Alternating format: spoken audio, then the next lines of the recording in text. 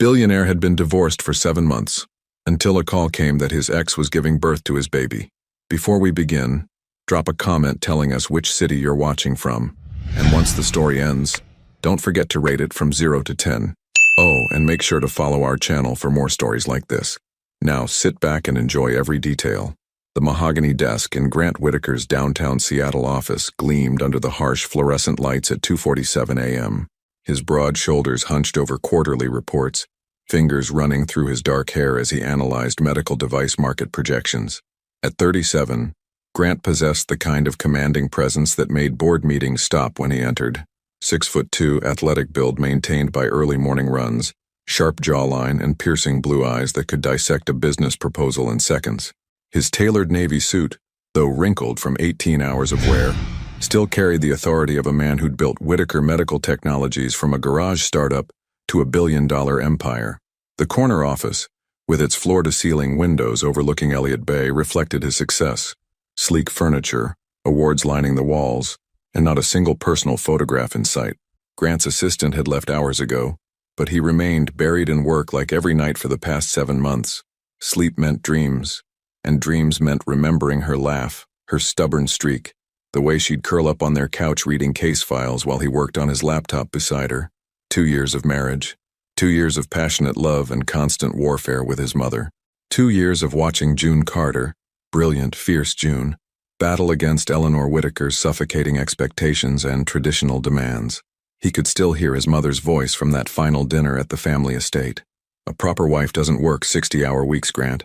A proper wife focuses on her husband's needs, on building his legacy, on preparing for children. This independence obsession is destroying your marriage. June had set down her wine glass with deadly calm. Mrs. Whitaker, I've built my career defending people's civil rights. I won't apologize for having a purpose beyond decorating your son's arm at charity galas. The tension that followed had been suffocating. Grant had said nothing, caught between the two women who meant everything to him, paralyzed by years of conditioned respect for his mother's opinions. Grant shook his head, refocusing on the spreadsheet. Numbers didn't betray you. Numbers didn't walk away. Numbers didn't force you to choose between your past and your future. The shrill ring of his phone cut through the silence. Grant glanced at the caller ID, Seattle General Hospital. His stomach tightened. Had something happened to his mother? Grant Whitaker. Mr. Whitaker? The voice belonged to a tired-sounding woman. This is Linda Martinez, charge nurse at Seattle General.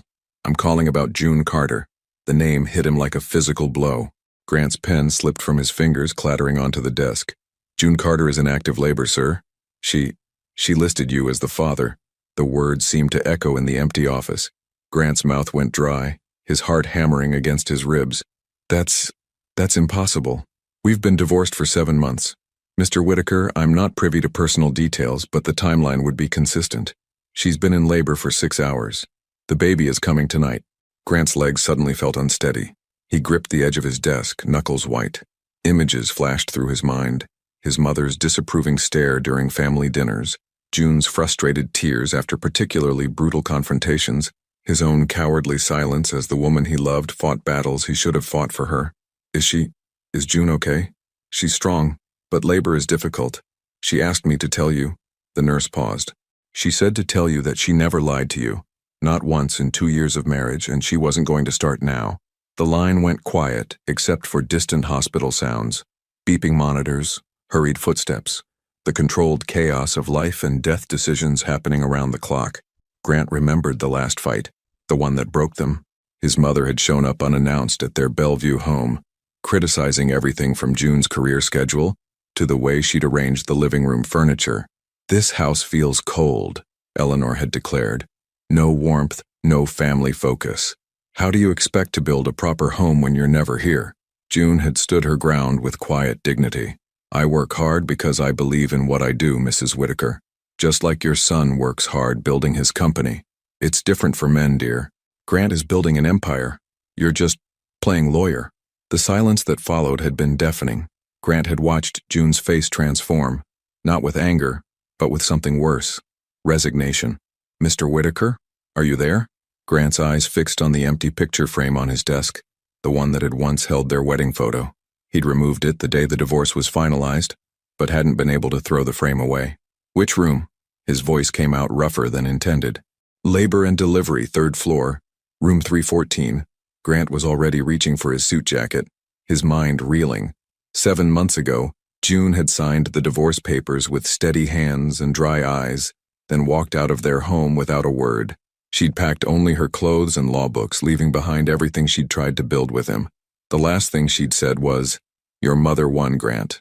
She always said I wasn't wife material, and you proved her right by choosing her opinion over our marriage. But a baby? Their baby?" The elevator down to the parking garage felt like a descent into another lifetime. As Grant slid behind the wheel of his black Tesla, his hands trembling slightly as he started the engine, one thought kept circling through his mind.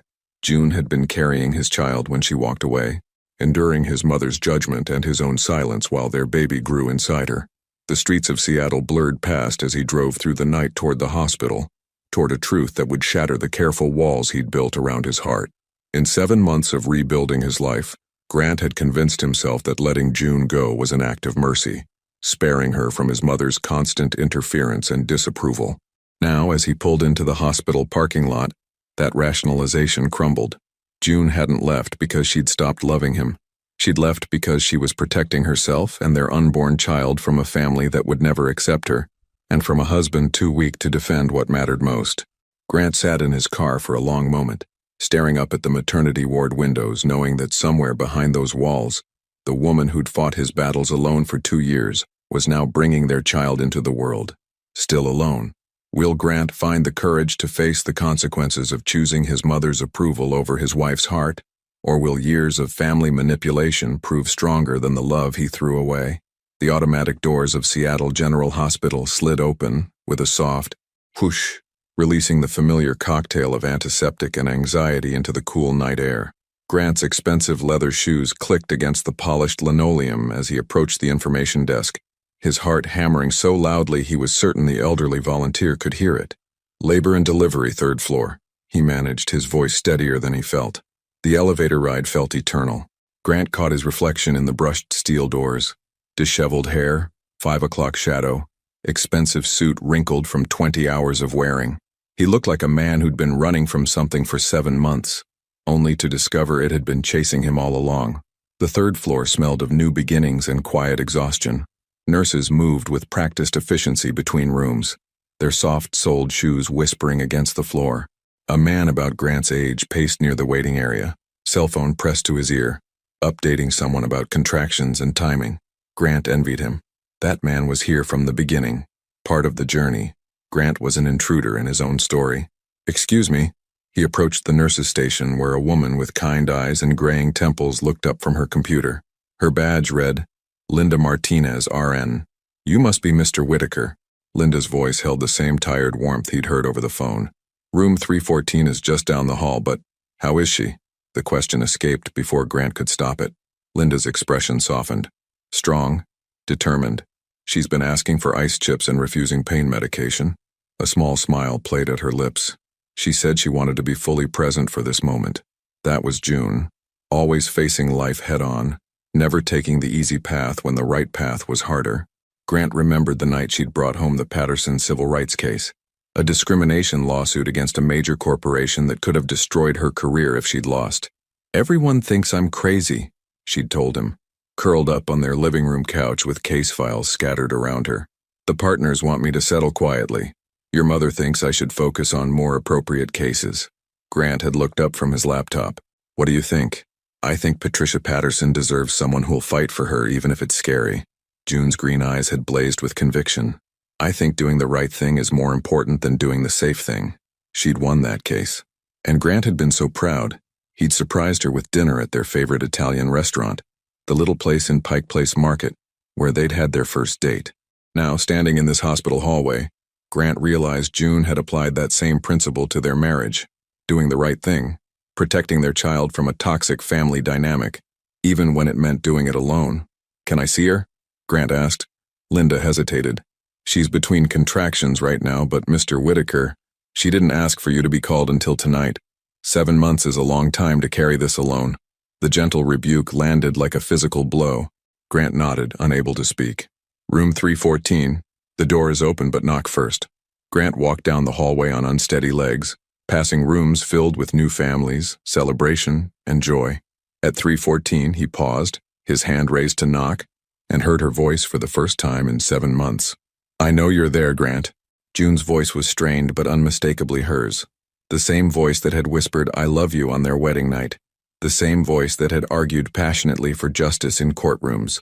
The same voice that had gone quiet during those terrible final weeks when his mother's criticism became a daily assault. Grant stepped into the doorway and time stopped. June sat propped up in the hospital bed, her auburn hair pulled back in a messy bun, her face flushed and damp with perspiration. But it was her eyes, those brilliant green eyes that undid him completely. They held pain, exhaustion, and something else. Something that looked almost like relief. "You came," she said simply. "June." Grant's voice cracked. "I didn't know." She shifted slightly, one hand resting protectively on her rounded belly. Even in the unflattering hospital gown, she was beautiful, radiant in the way only women bringing life into the world could be. "I know you didn't know. That's why I told them to call you tonight." June's breathing hitched as another contraction began building. She closed her eyes, her hand gripping the bed rail. Grant moved without thinking, crossing to her bedside. "Can I?" June nodded, and Grant took her free hand in both of his. Her fingers were smaller than he remembered, but still strong. Still June. They breathed through the contraction together in silence. And for a moment, Grant could almost pretend the last 7 months hadn't happened. Almost pretend they were just Grant and June, about to become parents, about to expand their love into something bigger than themselves. When the pain passed, June opened her eyes and studied his face. "You look terrible," she said, and despite everything, there was the faintest hint of a smile in her voice. "I've been working too much." It was a pathetic response, and they both knew it. Some things never change.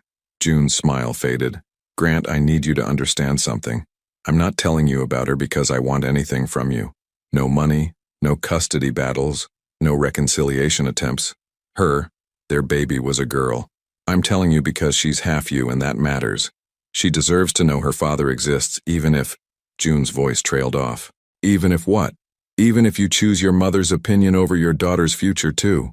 The words hit like shrapnel, sharp and devastating because they were true. Grant had spent 7 months telling himself he'd made a noble sacrifice, setting June free from his family's dysfunction.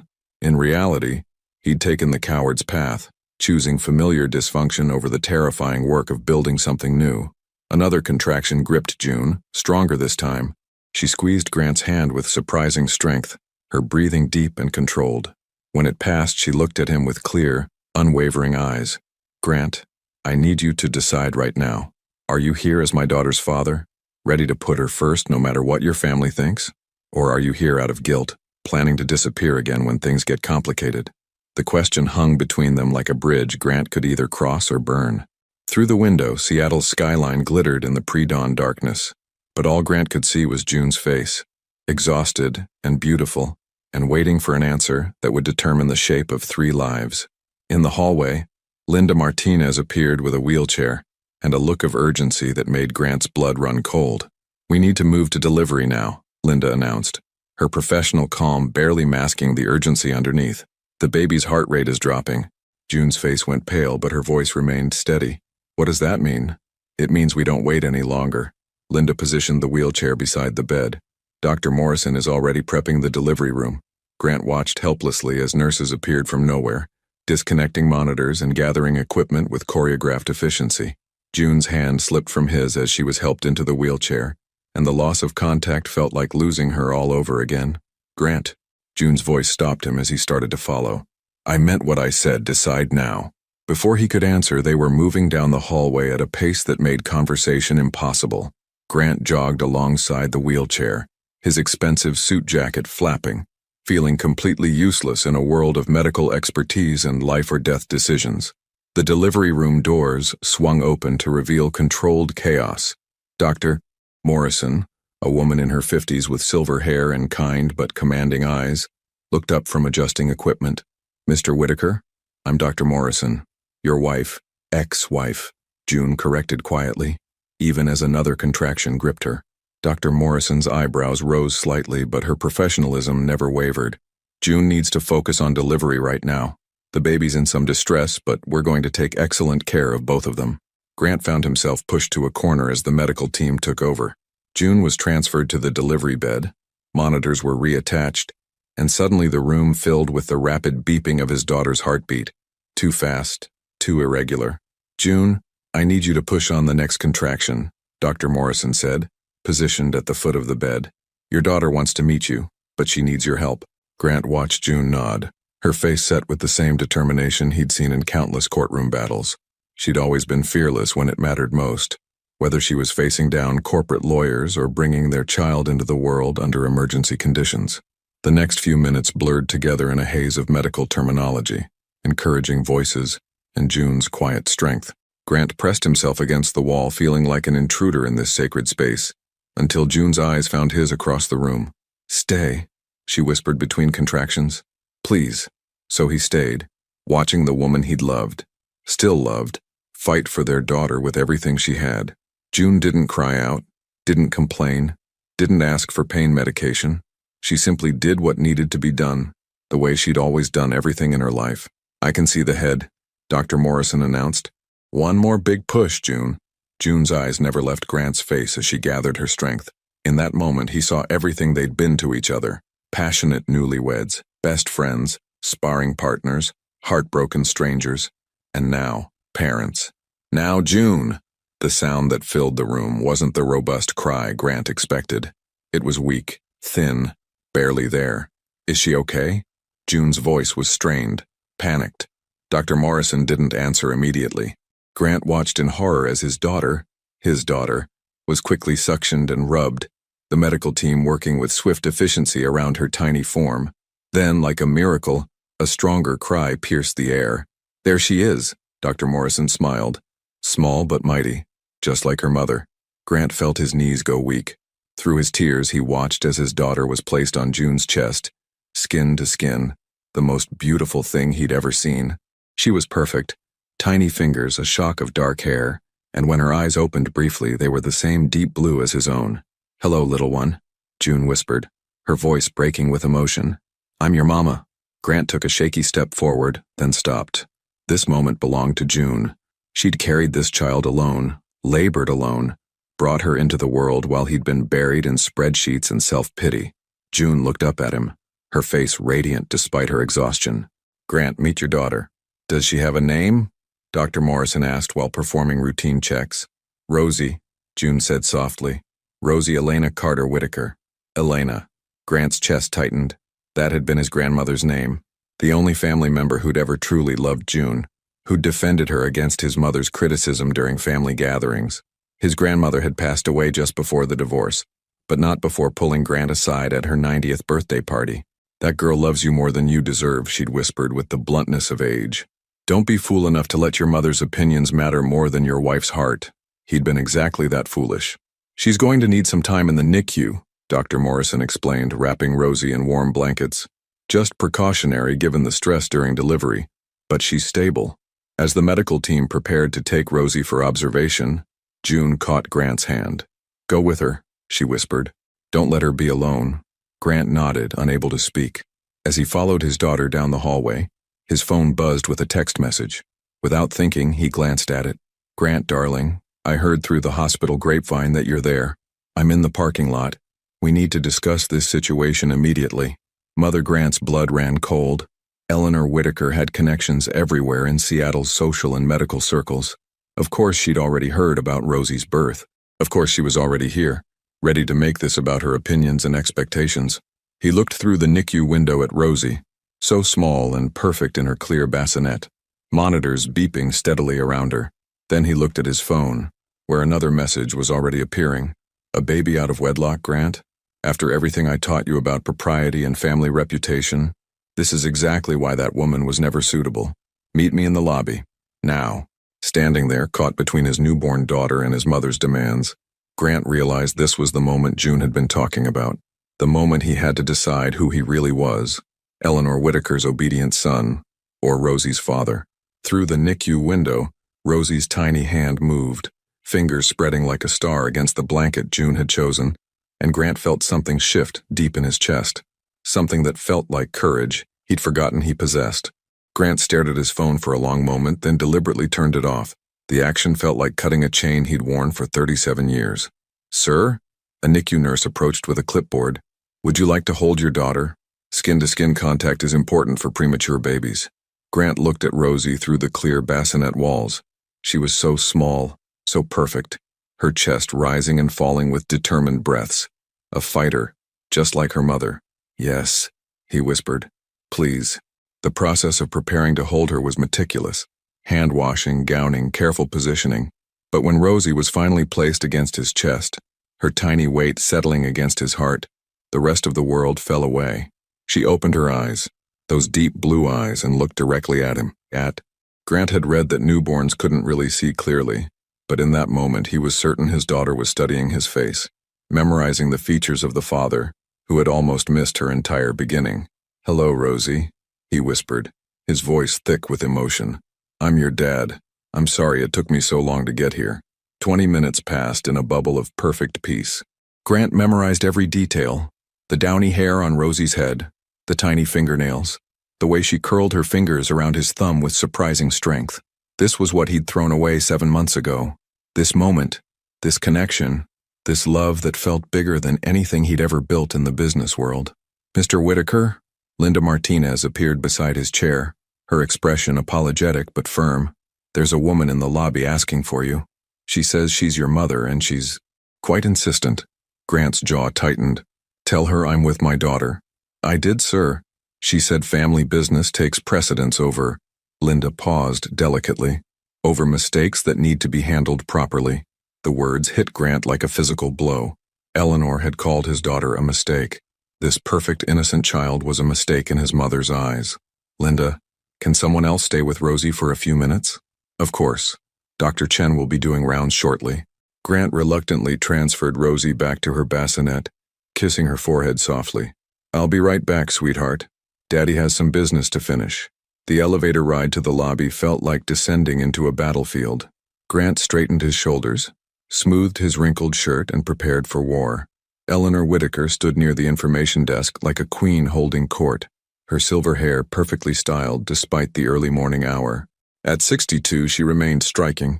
Tall, elegant, wearing a charcoal wool coat that probably cost more than most people's monthly salary. Her sharp blue eyes, so similar to Grant's own, swept the lobby with obvious disapproval. "Grant." She approached him with measured steps, her voice carrying the crisp authority that had shaped his childhood. "We need to talk. Privately." "Hello, Mother." Grant's voice was steady, neutral. "Rosie is beautiful. Your granddaughter." Eleanor's mouth tightened. "Don't be dramatic, Grant. This situation requires careful handling, not emotional reactions." "Situation?" Grant felt something dangerous stirring in his chest. "My daughter's birth is a situation?" "Lower your voice." Eleanor glanced around the lobby, ever concerned about appearances. "Let's discuss this rationally. The girl has put you in an impossible position, keeping this pregnancy secret, manipulating you with a surprise birth. It's exactly the kind of calculated behavior I warned you about." "June didn't manipulate anything. She protected our daughter from exactly this reaction." Eleanor's laugh was cold, crystalline. "Protected? Grant, she's trying to trap you.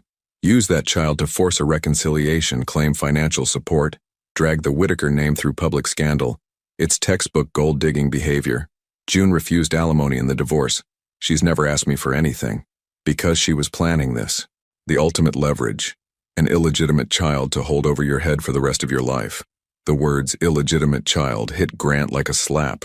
He thought of Rosie upstairs, tiny and perfect and innocent, and felt something fundamental shift inside him. "Don't." His voice was quiet, but it carried a warning Eleanor had never heard before. "Don't you ever call my daughter illegitimate." Eleanor's eyebrows rose.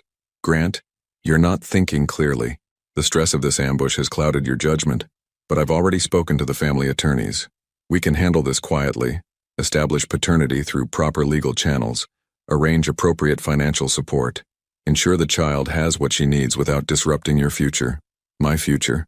Think practically, darling.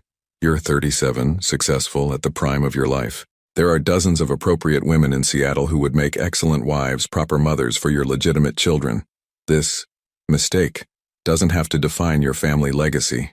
Grant stared at his mother, seeing her clearly for perhaps the first time in his life. The woman who had shaped his values, guided his choices, demanded his loyalty. She was talking about his daughter like a business problem to be managed. "What about June?" he asked quietly. Eleanor's smile was sharp as winter. "The girl made her choice when she walked away from your marriage. She chose her career over family, independence over duty. Now she's facing the consequences. A single mother, raising a child alone. Exactly what she deserves for rejecting everything I tried to teach her." Something crystallized in Grant's mind with perfect clarity. This wasn't about propriety or family reputation or appropriate behavior. This was about control. Eleanor couldn't control June, so she'd poisoned his marriage against her, and now she was trying to control his relationship with his own daughter. "Mother," Grant said slowly, "I need you to listen very carefully." Eleanor tilted her head expectantly, assuming he was about to capitulate to her wisdom as he always had. "I'm going upstairs to be with my daughter, and the woman I love, the woman I should never have divorced, should never have let you convince me to abandon." Eleanor's composed mask slipped. "Grant, you're being ridiculous. That woman is the mother of my child, the strongest, most principled person I've ever known, the woman I hurt because I was too weak to stand up to you. I won't let you throw your life away for what, Mother? For love? For my own family? For the chance to be the father Rosie deserves instead of the son you trained me to be?" Eleanor's face flushed with anger. "If you walk away from me now, Grant, if you choose that woman and her bastard over your own family," Grant's voice cut through her threat like ice, "then I choose them. Every single time. I choose them." The lobby fell silent around them. Eleanor stared at her son as if seeing a stranger, and perhaps she was. Grant felt 37 years of conditioning and fear crumble away, leaving something new in their place, something that felt like freedom. "Grant," Eleanor's voice was smaller now, uncertain. "You don't mean that. I've never meant anything more in my life." Grant pulled out his phone and turned it back on. "I'm going to be with my family now. My real family." As he turned toward the elevators, Eleanor's voice followed him, sharp with desperation and fury. "Don't you dare walk away from me, Grant Alexander Whitaker. I made you everything you are." Grant paused at the elevator doors and looked back at the woman who had shaped his world for nearly 4 decades. "No, Mother. You made me everything I was. June and Rosie are going to help me become everything I should be." The elevator doors closed on Eleanor's shocked face, and Grant felt his heart hammering as he rose toward the 3rd floor, toward his daughter, toward the hardest conversation of his life, asking June Carter if there was any chance she could forgive the man who had chosen his mother's approval over their love. Grant found June's room in subdued lighting, the harsh fluorescence dimmed to allow for rest. She lay on her side, facing the window where Seattle's dawn was painting the sky in soft pastels. Her auburn hair spilled across the white pillowcase, and even in the hospital gown she looked ethereal, exhausted, beautiful. "How is she?" June asked without turning around, her voice hoarse from labor. "Perfect, strong. She has your determination." Grant approached slowly, as if June were a wild creature who might bolt. "The doctors say she'll be fine, just precautionary monitoring." June nodded, still not looking at him. "Good, that's good." Grant pulled the visitor's chair closer to the bed, the legs scraping softly against the floor. The sound seemed to echo in the quiet room, filled with everything they weren't saying. "June, I need to tell you what just happened." Now she turned, those green eyes studying his face with the same intensity she'd once used to read juries. "Your mother's here, isn't she? How did you—" "Grant, I was married to you for 2 years. I know exactly how Eleanor Whitaker operates. Hospital connections, social networks, the need to control every situation that might affect the family reputation." June's voice carried no anger, just tired resignation. "What did she want?" Grant ran his hands through his hair, searching for the right words. "She wanted me to handle this situation quietly, arrange support payments, legal distance, ensure Rosie didn't disrupt my future with an appropriate wife." June's face didn't change, but Grant saw her hands tighten slightly on the blanket. "And what did you tell her?" "I told her she was never going to see her granddaughter. I told her I was choosing you and Rosie over her approval." Grant leaned forward, his voice urgent. "June, I told her I was choosing love over fear, and that I should have made that choice 2 years ago." For a long moment, June just stared at him. Then, unexpectedly, her eyes filled with tears. "Grant, do you have any idea what you've just done? I've finally done what I should have done the day she first criticized you. I've put my family first. Your family." June's voice was barely a whisper. "Grant, we're not your family anymore. We're divorced. I'm a single mother raising your daughter, and you're—" You're the man who chose his mother's opinion over our marriage." The words hit Grant like physical blows, each one true and devastating. "I know I don't deserve forgiveness," he said quietly. "I know I threw away the best thing that ever happened to me because I was too cowardly to stand up to a woman who spent 37 years telling me what to think." June shifted in the bed, wincing slightly from the pain. Grant instinctively moved to help her, but she waved him away. "Grant, you hurt me more than I thought it was possible to be hurt. When you asked for that divorce, when you sided with your mother's view of who I should be instead of loving who I actually was." June's voice broke slightly. "I felt like I was drowning in someone else's expectations of my life." "June, let me finish." Her voice regained strength. "I spent 7 months rebuilding myself, learning to trust my own judgment again, remembering that I'm a good person worthy of love just as I am. I've been preparing to raise Rosie alone, to be both mother and father, to protect her from exactly the kind of conditional love that destroyed our marriage." Grant felt his heart shattering as he listened to the pain he'd caused, the damage his weakness had inflicted on the woman he loved. "And now you're here," June continued, "asking me to believe that one confrontation with your mother has changed everything, that the man who couldn't defend his wife can suddenly defend his daughter. I can change, June. I have changed." "Have you?" June's eyes were clear, direct, unforgiving in their honesty. "Grant, your mother has been controlling your life since you were born. Your business decisions, your social circle, even the way you decorated our house. Everything had to meet Eleanor Whitaker's standards of appropriateness." Grant started to protest, but June held up a hand. "I watched you become a stranger during those last 6 months of our marriage. Every family dinner was a battlefield where you sat silent while your mother criticized everything from my career, to my clothes, to my choice not to immediately start having babies. You never once told her she was out of line. The memories were like knives. June, sitting rigidly through Eleanor's comments about her inappropriate work schedule, her unfeminine ambition, her failure to prioritize family properly, and Grant, saying nothing, keeping peace at the cost of his wife's dignity. "I was a coward," Grant said simply.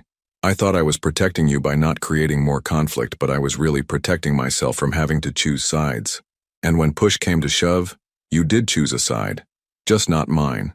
Grant felt tears he'd suppressed for 7 months finally break free. "June, I destroyed the most important thing in my life, because I was afraid of disappointing a woman who's never been satisfied with anything I've achieved." June watched him cry, her expression unreadable. When she finally spoke, her voice was gentle but firm.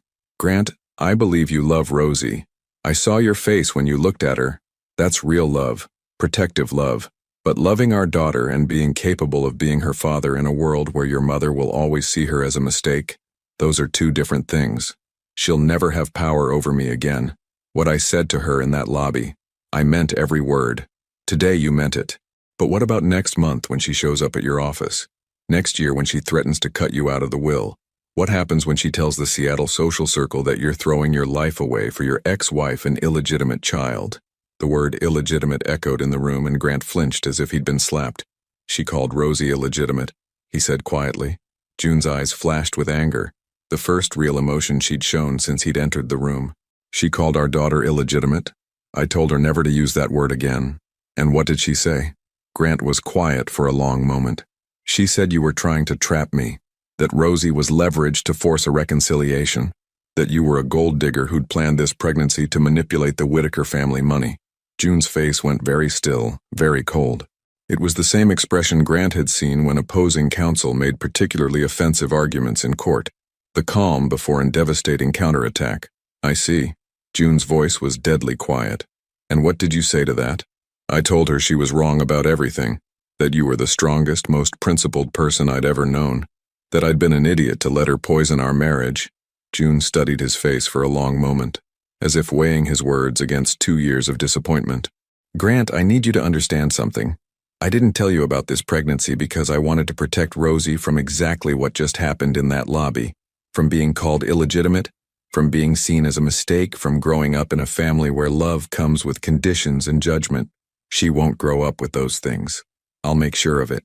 "How?" June's question was simple, devastating. "How will you make sure of it when you couldn't protect me from those things and I was your wife?" Grant had no answer. The question hung in the room like a challenge, like a test he'd already failed once before. In the silence, June's phone buzzed with a text message. She glanced at it and her expression shifted from exhaustion to alarm. "Grant," she said slowly, "we have a bigger problem than your mother's disapproval." June's face had gone pale as she stared at her phone screen. Grant watched her green eyes scan the message again, her free hand instinctively moving to her stomach where their daughter had grown in secret for 9 months. "June, what is it?" She looked up at him, and Grant saw something he'd never seen in her eyes before. Fear. Real, bone-deep fear. "It's from Ethan Langley," she said quietly. The name hit Grant like ice water. Ethan Langley, June's law school boyfriend, the charming prosecutor who'd tried to win her back during their engagement. Grant remembered him clearly. Tall, confident, politically ambitious, with the kind of easy smile that made everyone like him instantly. What does he want? June's hands trembled slightly as she held the phone. "He says he's seen the news about Rosie's birth. He's flying in from Portland tonight." "What news? How could there be?" Grant stopped, understanding flooding through him. "My mother." June nodded grimly. "Eleanor has connections at 3 major newspapers and half the medical community in Seattle. If she wants information leaked, it gets leaked." Grant pulled out his own phone and quickly searched for Seattle news. There it was, buried in the society section of the Seattle Herald's online edition. Tech billionaire Grant Whitaker becomes father to daughter, born to ex-wife. The article was brief but damaging, painting June as the vindictive ex-wife who'd hidden her pregnancy, and Grant as the irresponsible playboy caught off guard by fatherhood. Eleanor's fingerprints were all over the subtle implications and carefully chosen details. "This is my fault," Grant said, his voice hollow. "I should have known she'd retaliate. Read the rest of Ethan's message." June handed him the phone, her voice shaking. Grant read aloud. "June, I saw the article about your situation with Whitaker. I know how his family treated you. I'm flying in tonight to help you navigate this properly. You and the baby deserve better protection than he can offer. I never stopped caring about you. E." Grant felt something dangerous stirring in his chest, a possessive rage he hadn't experienced since their wedding day, when Ethan had shown up uninvited and cornered June during the reception. "He never stopped caring about you." Grant's voice was tighter than he intended. "Grant, don't. This isn't about jealousy. Isn't it? The man who spent 2 years trying to break us up suddenly appears the moment there's trouble in our lives?" June struggled to sit up straighter, wincing from post-delivery pain. "Ethan is a friend. He was concerned when he saw the article, that's all. June, the man proposed to you 3 times before you met me. He called you every holiday for the first year of our marriage. Friends don't do that, and husbands don't choose their mother's opinions over their wife's dignity. But here we are." June's voice carried a sharp edge Grant deserved but didn't want to hear. Before Grant could respond, his phone rang. The caller ID showed his assistant's number. "Miranda, it's 5 in the morning. Mr. Whitaker, I'm so sorry to call, but there's been a situation. The Seattle Herald article has been picked up by business news outlets. The stock price is already dropping in pre-market trading, and I've got reporters calling about the personal developments." Grant closed his eyes, feeling the walls of his carefully constructed world crumbling around him. How bad? Bad enough that the board is requesting an emergency meeting this afternoon. They're concerned about the company's reputation and your fitness to lead during personal scandals. Personal scandals. His daughter's birth was being called a personal scandal. "Miranda, cancel all my meetings for the week. I'm taking family leave. Sir, with respect, the Hartwell merger closes on Friday. If you're not here to, then it doesn't close." Grant's voice carried a finality that surprised even him. "I'm with my family." He hung up and found June staring at him with an unreadable expression. "You just walked away from a $100 million deal." "Yes. Grant, you've worked on the Hartwell merger for 18 months. It's your biggest acquisition ever." "I know." June was quiet for a long moment, studying his face. The old Grant would never have done that. Business always came first. The old Grant was an idiot who had his priorities completely backwards. Before June could respond, there was a soft knock on the door. Linda Martinez appeared with a clipboard and a concerned expression. "I'm sorry to interrupt, but we have another visitor situation. There's a gentleman in the lobby asking about Ms. Carter. He says he's a close family friend, but he's not on the approved visitor list." "Ethan," June said quietly. "He's very insistent," Linda continued. "And there are also reporters in the parking lot asking about the birth announcement. Hospital security is handling them, but..." Grant stood up abruptly, his protective instincts flaring. "No one talks to reporters about my daughter, no one." "Grant," June's voice was tired but firm. You need to let Ethan come up. Like hell I do. He's a prosecutor with connections to family court judges. If this turns into a custody battle, and after that article it might, I need legal advice from someone who understands how these things work. The words custody battle hit Grant like a punch to the stomach. June, I wouldn't what? Protect my daughter from a family that calls her illegitimate and a father who couldn't defend his wife from his own mother? Grant stared at her, understanding dawning with horrible clarity. June wasn't just protecting Rosie from Eleanor's judgment. She was preparing for the possibility that Grant would revert to his old patterns, that he'd choose the easy path over the right one when the pressure mounted. You think I'm going to disappoint you again? Grant, I think you're going to try not to disappoint me, but trying and succeeding are different things, and I can't risk Rosie's future on your good intentions. The door opened again, and this time it wasn't Linda. Ethan Langley stepped into the room with the confident stride of a man who'd never doubted his welcome anywhere. At 34, he'd grown more handsome with age, still tall and lean, his sandy brown hair perfectly styled, his suit expensive but not flashy.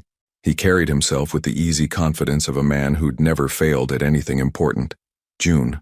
His voice was warm, concerned, intimate in a way that made Grant's jaw clench. I came as soon as I saw the news.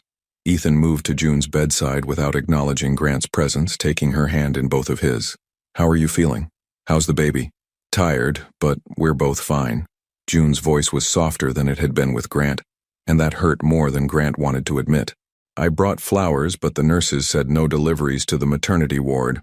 Security protocols. Ethan finally glanced at Grant, his expression politely neutral. Grant, congratulations on your daughter. Ethan. Grant's voice was equally neutral, equally polite, and equally insincere. June, I've been thinking about your situation since I saw the article. The way they framed it, implying you were vindictive, secretive, it's character assassination. We need to control the narrative before this gets worse. We? Grant stepped closer to the bed. This is a family matter, Langley. Ethan's smile was patient, condescending. Grant, I understand you're protective, but June needs someone with experience in media management and family law. Someone who understands how these stories can spiral out of control. Someone like you? Someone who has her best interests at heart? Yes. The tension in the room was thick enough to cut. June looked between the two men, her ex-husband fighting to prove he'd changed, and the man who'd been waiting in the wings for 2 years for exactly this opportunity. Both of you, stop. June's voice cut through the testosterone-fueled standoff. This isn't about either of you. This is about protecting Rosie from exactly this kind of drama. Grant and Ethan both fell silent, chastened. Ethan, I appreciate you coming, but June, before you make any decisions, there's something else you need to know. Ethan pulled out his phone, his expression grim. The article this morning was just the beginning. Eleanor Whitaker has been very busy. Ethan's expression was grim as he scrolled through his phone. Eleanor didn't just leak one story, June. She's orchestrated a full media campaign. Grant felt his blood turn to ice. What do you mean? Ethan began reading from his screen. Seattle Business Journal. Whitaker Medical's leadership crisis. Can a CEO navigate personal scandals? Vancouver Sun. Tech moguls, secret baby drama rocks. Pacific Northwest. Portland Tribune. Former Seattle prosecutor Ethan Langley comments on ex-girlfriend's surprise motherhood. You gave a comment to the press? Grant's voice was dangerously quiet. I told them I had no comment, but they'd already talked to someone claiming to be a family friend who provided plenty of details about June's difficult marriage and erratic behavior before the divorce. June's face went pale. What details? Ethan hesitated, then continued reading. Sources close to the family describe Carter as professionally obsessed and unable to prioritize marriage and family. The source suggests the hidden pregnancy was typical manipulative behavior, designed to trap the billionaire. Grant felt rage building in his chest like a nuclear reaction. His mother hadn't just leaked the birth, she'd systematically destroyed June's reputation to protect the family name. There's more, Ethan said quietly. Financial Times picked up the story. They're questioning your judgment as CEO, suggesting the board should consider leadership changes. Stock price is down 12% and falling. Grant's phone buzzed with another call from Miranda, then another from board member Harrison Cole, then 3 more calls in rapid succession. They're circling like vultures, Grant said, declining all the calls. Grant, June's voice was steady but worried. You need to take those calls. Your company can burn to the ground before I leave you and Rosie to deal with this alone." Grant's voice carried absolute conviction. "I made that mistake once, never again." Ethan's eyebrows rose slightly. "That's unexpectedly admirable, Grant. But noble gestures don't protect June from character assassination or Rosie from growing up with this scandal following her around. What do you suggest?" Grant's tone was carefully neutral, but June could see the effort it cost him to ask for Ethan's help. Damage control. Get ahead of the narrative. June goes on record with her side of the story. The devoted wife who tried to save her marriage. The professional woman who kept working because she believed in her career. The mother who protected her daughter from a toxic family dynamic. Absolutely not. Grant's response was immediate. June doesn't owe the public an explanation for living her life with integrity. Grant's right, June said quietly. I won't turn my daughter's birth into a media circus. Ethan leaned forward, his prosecutor instincts taking over. June, you're thinking like a lawyer, not like a mother. Right now, Eleanor Whitaker controls the story. Every day you stay silent, her version becomes more accepted as truth. By the time Rosie starts school, every Google search of her name will bring up articles calling her mother manipulative and her father weak. The words hit June like physical blows. Grant watched her face crumple as she imagined their daughter growing up in the shadow of Eleanor's lies. There has to be another way, Grant said desperately. There is. Ethan's voice was calm, measured. June and Rosie come to Portland with me. Clean slate, fresh start. I have connections there. Family court judges, media contacts, political networks. I can protect them from Eleanor's reach. The room went deadly silent. Grant felt the world tilting on its axis as he realized what Ethan was really offering. Not just legal protection, but a complete escape from Grant's toxic family legacy. You're asking her to disappear with our daughter, Grant said, his voice hollow. I'm offering her a chance to raise Rosie in peace, away from newspaper headlines and boardroom politics and mother-in-laws who call children illegitimate. June was quiet for a long moment, staring at her hands folded in her lap. When she finally spoke, her voice was barely a whisper. Would you do it, Ethan? Take on another man's child? Accept all the complications that come with that? Ethan's answer was immediate. Certain. June, I've been in love with you for 6 years. I'd raise Rosie as my own daughter and be grateful for the chance. Grant felt something break inside his chest. This wasn't just about custody or media scandals anymore. This was about June being offered the kind of unconditional love and support he'd failed to give her during their marriage. June, Grant's voice was rough with emotion. Please don't make any decisions right now. You're exhausted, overwhelmed. I'm thinking clearly for the first time in months, June interrupted. Grant, I love that you stood up to your mother today. I love that you're choosing family over business. But love isn't enough if you can't protect us from the consequences of loving you. Before Grant could respond, his phone rang again. This time it was his mother's ringtone, Mozart's Requiem, which suddenly seemed grimly appropriate. Don't answer it, June said. I have to. If she's still talking to reporters, let me, Ethan said, reaching for the phone. As June's legal counsel. You're not her legal counsel, Grant snapped. I am now, June said quietly. Ethan, please answer it. Grant watched in numb shock as Ethan answered his phone with professional authority. This is Ethan Langley, representing Ms. Carter and her daughter. Mrs. Whitaker, you need to cease all contact with media outlets immediately, or will pursue legal action for defamation and harassment. Eleanor's voice was loud enough for everyone in the room to hear. Young man, you have no authority over family matters. I demand to speak with my son. Your son is unavailable. However, I'm authorized to inform you that any further attempts to damage Ms. Carter's reputation will result in immediate legal consequences. How dare you threaten me? Grant, if you're listening, you need to control this situation before it destroys everything we've built. Ethan's voice remained calm. Mrs. Whitaker, everything you've built was constructed on the foundation of controlling your adult son's life. That foundation is crumbling. I suggest you adjust your expectations accordingly. The line went dead. Eleanor had hung up, probably in a rage that would fuel even more vindictive behavior. Well, Ethan said, handing the phone back to Grant. That went about as expected. June was staring at Ethan with something that looked like gratitude, maybe even admiration. Grant recognized the look. It was how she used to look at him when he'd handled difficult situations with strength and wisdom, before he'd become weak and indecisive under his mother's pressure. Thank you, June said softly. I haven't had anyone defend me like that in a long time. Grant felt the comment like a knife between his ribs. She was right. He'd stopped defending her months before their divorce, leaving her to fight Eleanor's battles alone while he stayed silent and tried to keep peace. "June," Grant said quietly, "if you go to Portland with Ethan, when will I see Rosie?" "I don't know." June's voice was honest, heartbreaking. "Maybe weekends, maybe holidays. Maybe when she's old enough to choose for herself whether she wants a relationship with the Whitaker family legacy." Grant thought of his daughter in the NICU, so small and perfect, depending on him to be the father she deserved. He thought of years of stolen moments, supervised visits, growing up as a stranger to his own child while another man tucked her in at night and taught her to ride a bike. "Don't decide tonight," he said desperately. "Give me a chance to prove I can protect you both from my mother, from the media, from all of it." "How?" June's question was simple, devastating.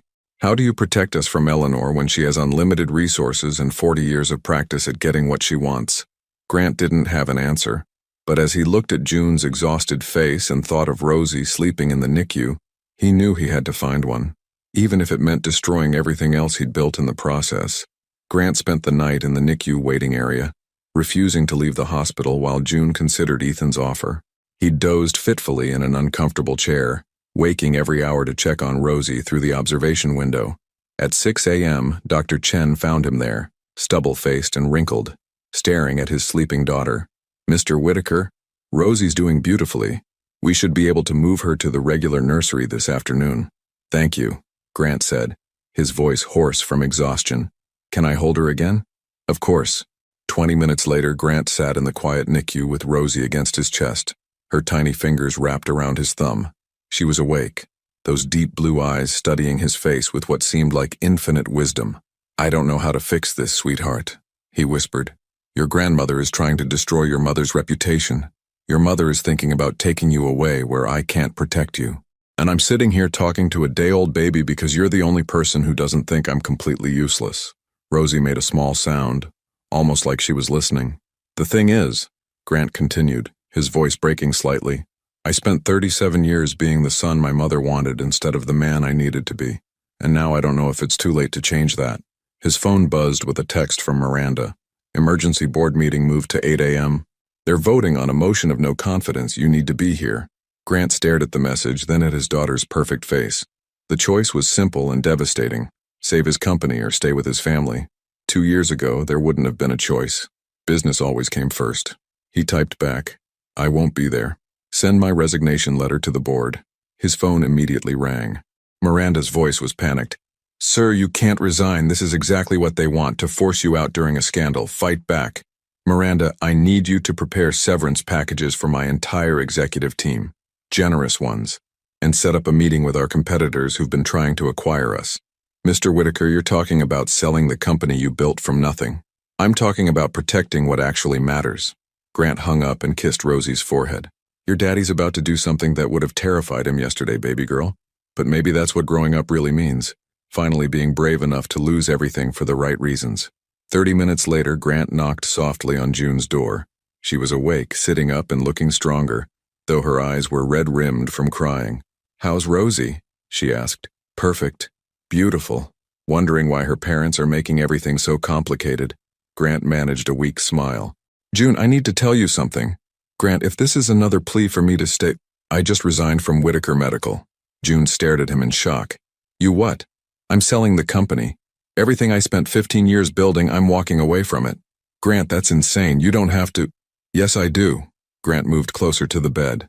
"June, I finally understand what you were trying to tell me during our marriage. I can't protect you and Rosie from Eleanor's influence while I'm still dependent on the Whitaker family money and reputation." June's voice was barely a whisper. "Grant, that company is worth billions. You're talking about giving up everything.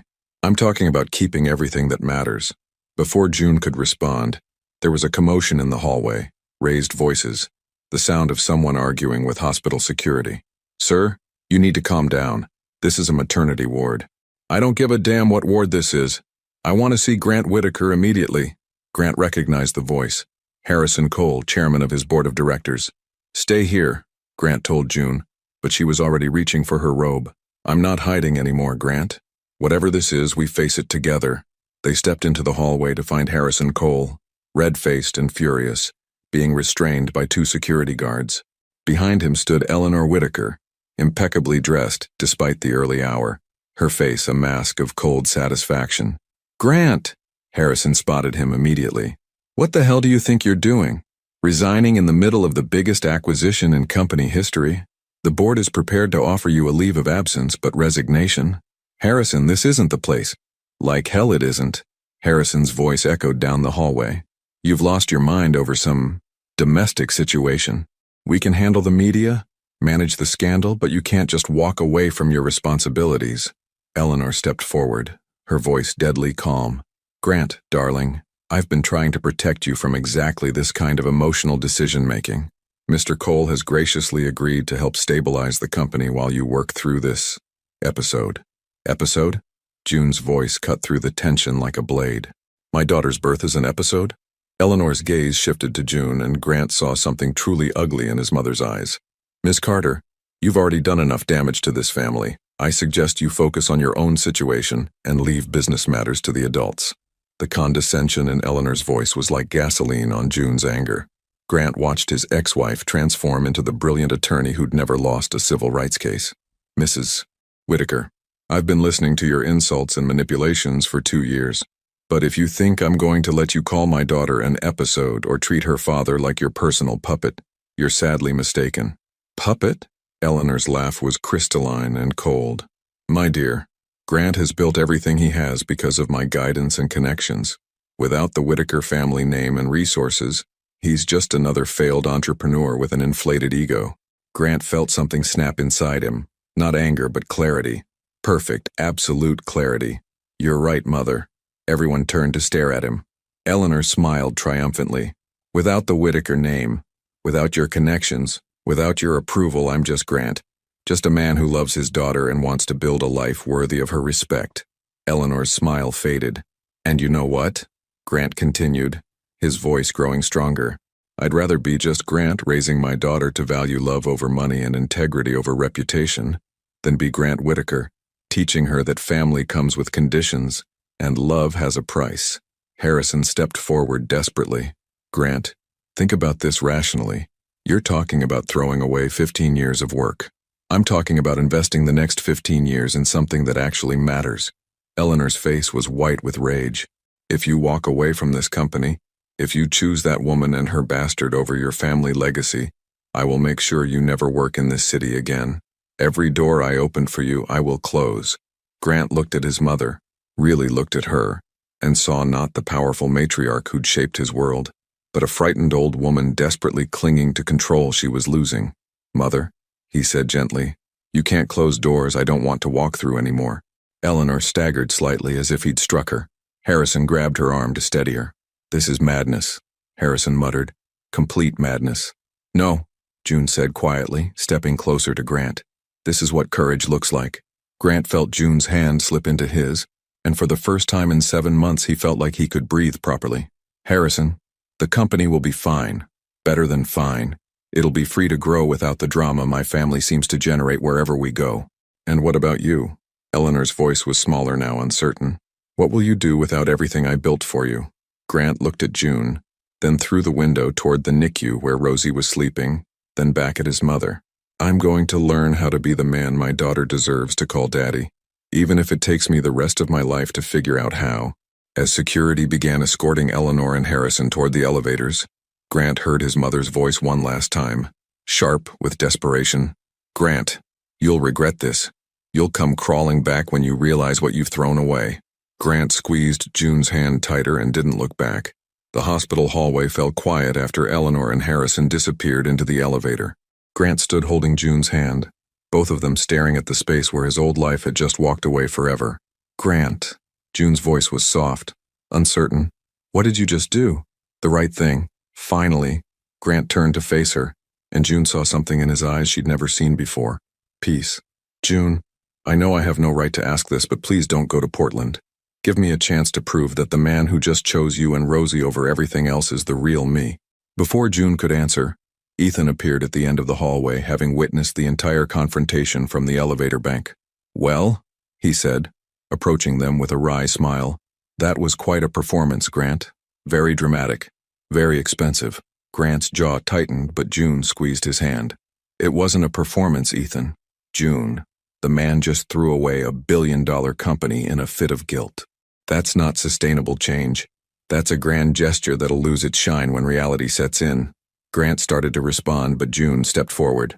Ethan, I appreciate everything you've done for me today. The legal protection, standing up to Eleanor, offering me a safe place for Rosie. But you're wrong about Grant. Ethan's confident expression faltered slightly. June, 2 years ago when Grant asked for a divorce, I was devastated, but I was also angry because I knew that somewhere inside him was the man I fell in love with, the man who built a company from nothing because he wanted to help people, not because he wanted to impress his mother. Grant felt tears threatening as June continued.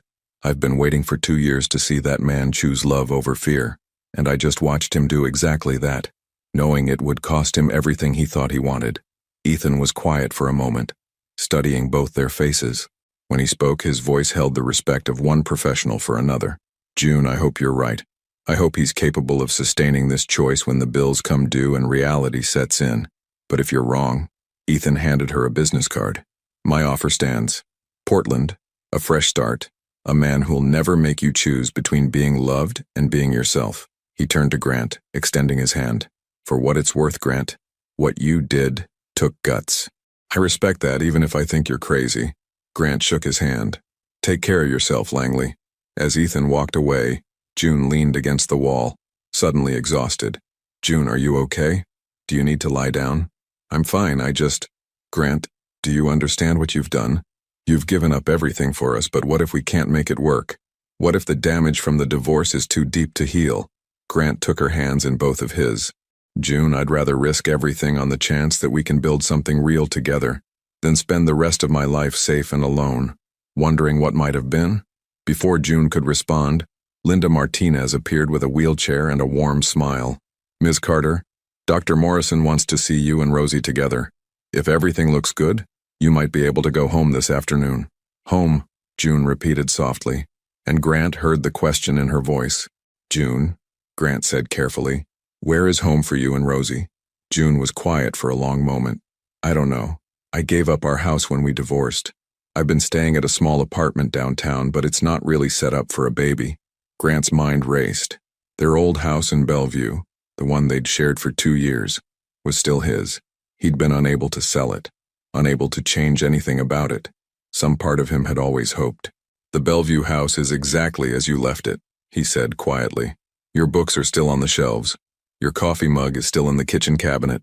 Even your plants survived. I hired someone to take care of them. June stared at him. Grant, you kept everything? I kept everything because I couldn't accept that you were really gone. I know that sounds pathetic. It doesn't sound pathetic. It sounds like a man who loved his wife and didn't know how to fight for her. As Linda wheeled June toward the nursery to see Rosie, Grant's phone buzzed with yet another call. This time it was his lawyer, David Chen. Grant, what the hell is going on? I've got reporters calling, board members demanding explanations, and your mother threatening to sue you for breaching fiduciary duty. Please tell me you haven't actually resigned. David, I need you to expedite the sale of Whitaker Medical. I want it done quickly, cleanly, and I want the proceeds set up in trust funds.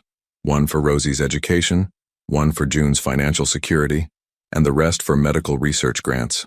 Grant, you're talking about billions of dollars. Are you sure? I've never been more sure of anything in my life. An hour later, Grant sat in the nursery watching June feed Rosie for the first time. The sight took his breath away. His ex-wife cradling their daughter with infinite tenderness, whispering softly about all the adventures they'd have together. She's hungry, June laughed as Rosie latched on immediately. Just like her father, impatient when she wants something. She's beautiful, you're both beautiful. June looked up at him. Grant, I need to ask you something, and I need a completely honest answer. Anything. Do you regret it? Walking away from everything you built? Grant was quiet for a moment, watching Rosie's tiny fingers curl and uncurl as she fed. June, 3 days ago, if someone had told me I'd give up my company for a chance to be a real father and husband, I'd have said they were insane. But sitting here, watching you feed our daughter, knowing that I chose this over everything else.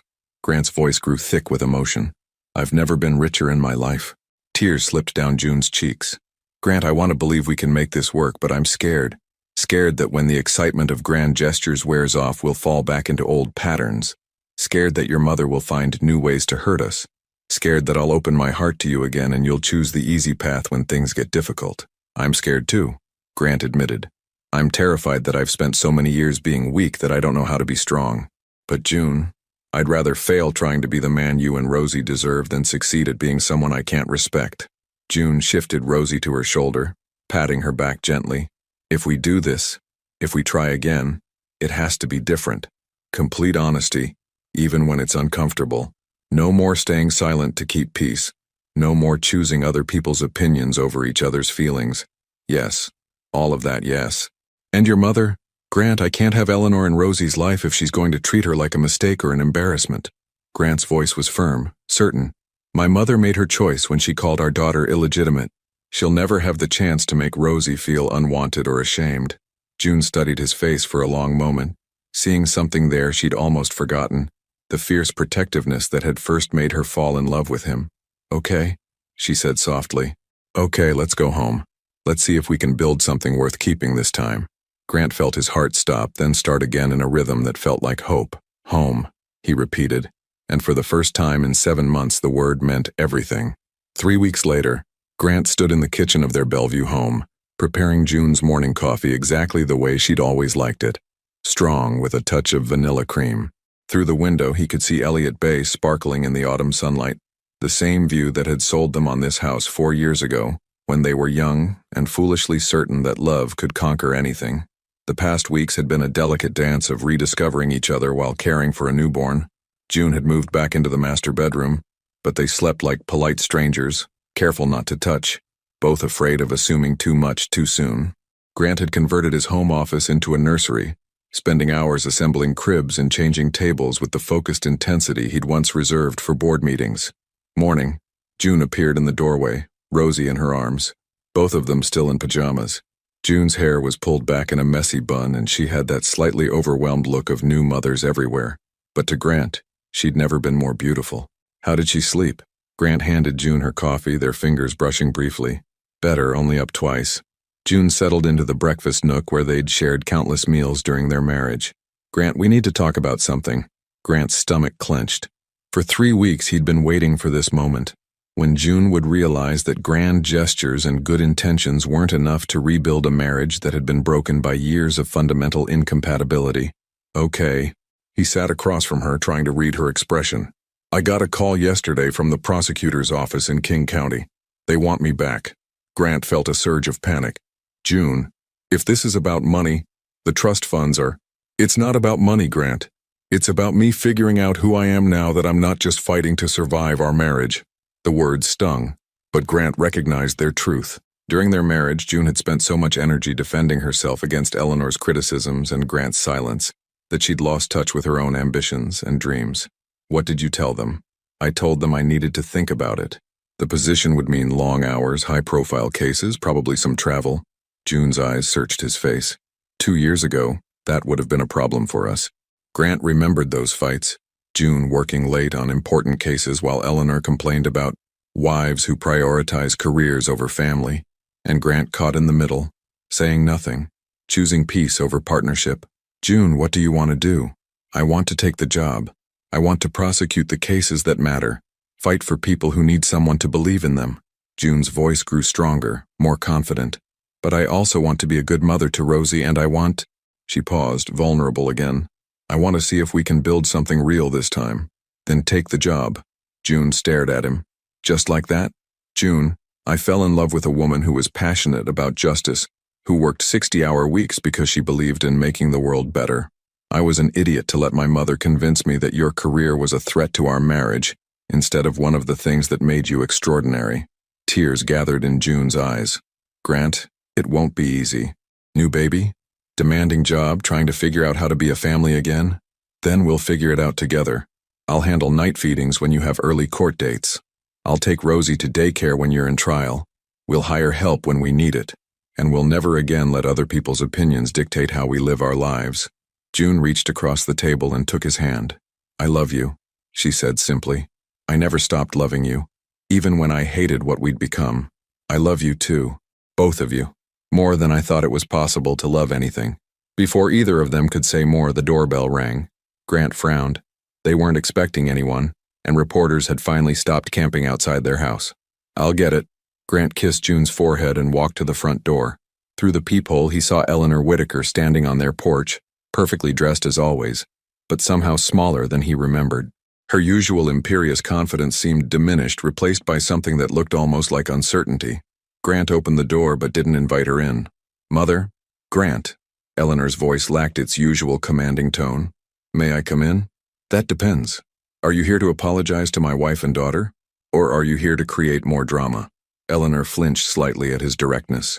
For 37 years, Grant had spoken to her with unfailing respect and deference. This new version of her son clearly unsettled her. "I'm here because I've lost everything," Eleanor said quietly. "My son, my granddaughter, my influence over the company you built. I'm here because I'm a 72-year-old woman who realized too late that control isn't the same thing as love." Grant studied his mother's face, looking for signs of manipulation or calculated vulnerability. But what he saw was simpler and more heartbreaking: genuine regret. "June," he called over his shoulder, "my mother is here. It's your choice whether she comes in." June appeared in the hallway, Rosie in her arms. She looked at Eleanor for a long moment, then stepped aside. "5 minutes," June said. "And if you say one word that hurts my daughter's feelings, you're gone forever." Eleanor entered their home for the first time since before the divorce, her eyes immediately going to the baby in June's arms. "She's beautiful," Eleanor whispered. "She has Grant's eyes. Her name is Rosie Elena," June said pointedly. "After Grant's grandmother." Eleanor's breath caught. "Elena would have loved her." "Elena did love her," Grant said firmly. "She loved June too. She told me I'd be a fool to lose her, and she was right." Eleanor nodded slowly, tears gathering in her eyes. "Grant, I need you to know that everything I did, the interference, the criticism, the media manipulation, I thought I was protecting our family name, our legacy." "You were protecting your control," Grant replied, but his voice wasn't cruel, just honest. "Yes," Eleanor admitted, "I was, and in trying to control everything, I lost what mattered most." She looked at June directly for the first time. "June, I owe you an apology. Multiple apologies. You were never the problem with Grant's life. You were the best thing that ever happened to him, and I was too threatened by your independence to see it." June shifted Rosie slightly, considering her response. "Mrs. Whitaker, I appreciate the apology, but words don't undo 2 years of being made to feel unwelcome in my own marriage." I know they don't." Eleanor's voice was smaller than June had ever heard it, "but I'm hoping they might be a start." Grant watched this exchange, feeling something shift in his chest. This wasn't the controlling matriarch who'd shaped his childhood. This was a frightened old woman who'd finally realized that love couldn't be commanded or manipulated into existence. "Mother," Grant said gently, "if you want to be part of Rosie's life, it has to be on our terms. No criticism of June's career. No commentary on our parenting choices. No attempts to manipulate or control." Eleanor nodded eagerly. "Yes, whatever you need. And you have to understand that June and I make decisions together now, as equal partners. Your opinion is welcome when we ask for it, but it's not the final word on anything." "I understand." June studied Eleanor's face, then looked at Grant.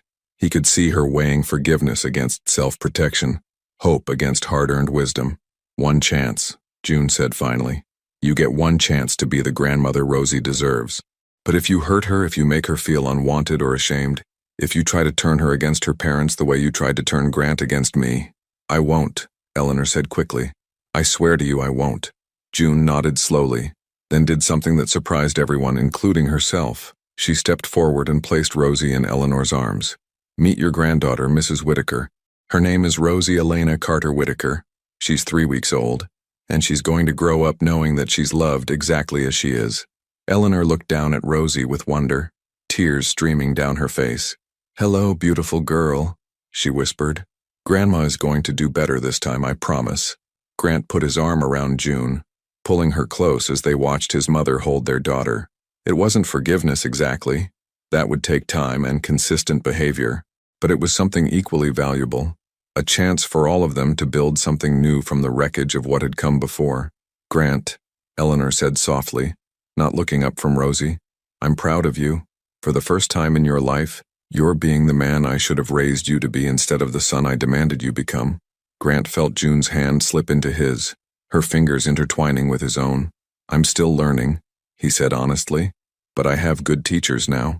As Eleanor gently rocked Rosie and June leaned against his shoulder, Grant realized that this was what he'd been searching for his entire life. Not his mother's approval, or his board's respect, or society's admiration, but this quiet moment of imperfect people choosing love over fear, forgiveness over resentment, hope over the safety of old wounds. Outside, Seattle's autumn afternoon was turning golden, painting their living room in warm light. And for the first time since he could remember, Grant Whitaker felt like he was exactly where he belonged.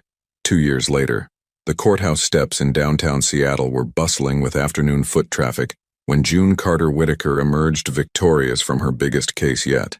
At 33, she'd become one of the most respected prosecutors in King County, known for taking on cases others deemed impossible. Today's conviction of a pharmaceutical company for deliberately hiding dangerous side effects would make headlines, but all June could think about was getting home to her family. Her phone buzzed with a text from Grant. "Rosie took her first real steps today. Racing around the house like she owns the place. Can't wait to show you. Dinner's in the oven. Love you." June smiled, slipping the phone back into her briefcase as she walked toward the parking garage. 2 years of rebuilding their marriage hadn't been easy. There had been sleepless nights with a teething baby, arguments about work schedules, and moments when old insecurities crept back in. But they'd learned to fight for each other instead of against each other, to communicate before resentment could take root. The drive home to Bellevue took 45 minutes through Seattle traffic, but June used the time to decompress from the intensity of the courtroom. She'd prosecuted corrupt officials, defended victims' rights, and built a reputation that had nothing to do with being Grant Whitaker's wife and everything to do with her own merit. As she pulled into their driveway, June could hear laughter and splashing from the backyard.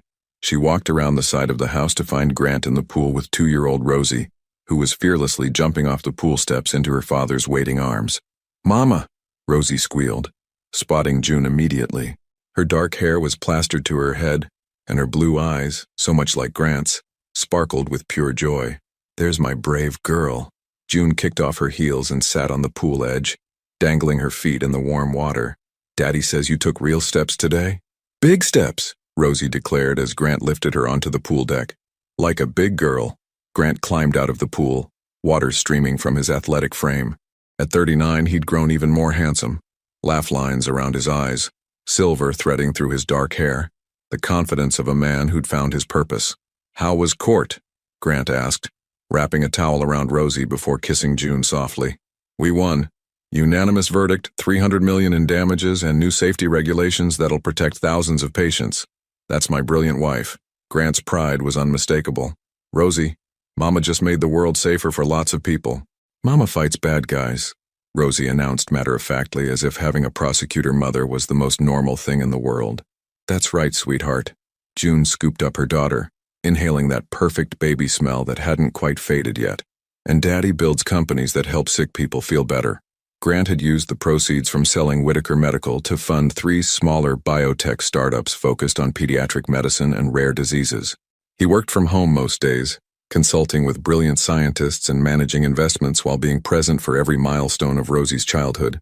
"Speaking of family," Grant said carefully, "my mother called. She wants to take Rosie to the Children's Museum tomorrow afternoon." June's relationship with Eleanor had evolved slowly from cautious tolerance to genuine respect. Eleanor had kept her promises: no criticism, no manipulation, no attempts to undermine their parenting choices.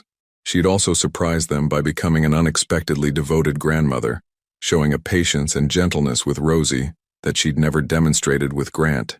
"What do you think?" June asked. "I think Rosie loves her grandma Eleanor, and Eleanor has earned the right to have solo adventures with her granddaughter." It had taken 2 years, but Eleanor had proven that people could change when they genuinely wanted to. She'd sold the family estate and moved to a smaller condo, joined a book club, started volunteering at a literacy program. Most importantly, she'd learned to love without controlling. "Grandma Eleanor," Rosie clapped her hands. "Museum has dinosaurs." "Yes, it does," June laughed. "All right, but only if you promise to hold Grandma's hand and listen when she talks." As they headed inside for dinner, June noticed the framed photo on the kitchen counter, their second wedding ceremony, held in this same backyard 18 months ago. Not because they'd divorced and remarried legally, but because they'd wanted to make promises to each other based on who they'd become rather than who they'd been. Ethan Langley had attended, bringing his new girlfriend, a federal judge from Portland who shared his political ambitions. He'd toasted them with genuine warmth, saying he was glad to have been wrong about Grant's capacity for change. "Bath time for little fish," Grant announced, scooping up Rosie despite her protests that she wasn't tired. June watched them head upstairs, Grant making exaggerated monster noises while Rosie giggled with delight, and felt the deep contentment of a woman who'd fought for her happiness, and won. Her phone rang with a call from her assistant at the prosecutor's office. "June, sorry to bother you at home, but the Attorney General's office called. They want to meet with you about heading up the new Public Corruption Task Force." June's breath caught. The task force was a career-defining opportunity, high-profile, politically significant, exactly the kind of position she dreamed about in law school. It would mean more travel, longer hours, probably some death threats from people you'd be investigating, her assistant continued. But it would also mean real power to go after systemic corruption at the state level.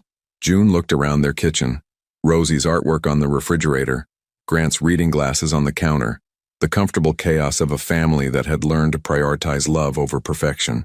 "Set up the meeting," June said, "but make it clear that any position I take has to accommodate my family obligations. I negotiate cases, not my values." After dinner, once Rosie was asleep, June and Grant sat on their back porch sharing a bottle of wine and watching the stars reflect on Elliott Bay. "The Attorney General wants me for the Corruption Task Force," June said, curled against Grant's side on the porch swing they'd installed last spring. "That's incredible, June. You'd be amazing at that. It would mean more time away from home, more dangerous cases, more public scrutiny." Grant was quiet for a moment and June could feel him thinking through the implications. "What do you want to do?" "I want to take it. I want to fight corruption at the highest levels, hold powerful people accountable, make sure the system works for everyone instead of just the wealthy and connected." "Then take it." June turned to look at him. "Just like that?" "June, I married a woman who wants to change the world. I'd be an idiot to ask you to be smaller than that." Grant brushed a strand of hair from her face. "Besides, Rosie should grow up seeing her mother as a powerful woman who never compromised her principles for anyone's comfort, even if it means more time apart, more stress on our family. We'll figure it out, we always do."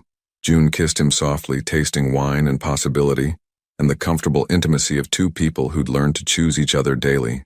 "Grant, do you ever regret it?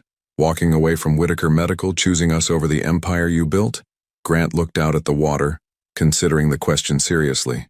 "June, 2 years ago I had a billion-dollar company, my mother's approval, and the respect of everyone in Seattle's business community. I also had an empty house, a broken marriage, and no idea who I was underneath all the expectations." He turned to face her fully. "Now I have a wife who trusts me enough to build dreams with me, a daughter who runs to me when she's scared, and work that feels meaningful instead of just profitable.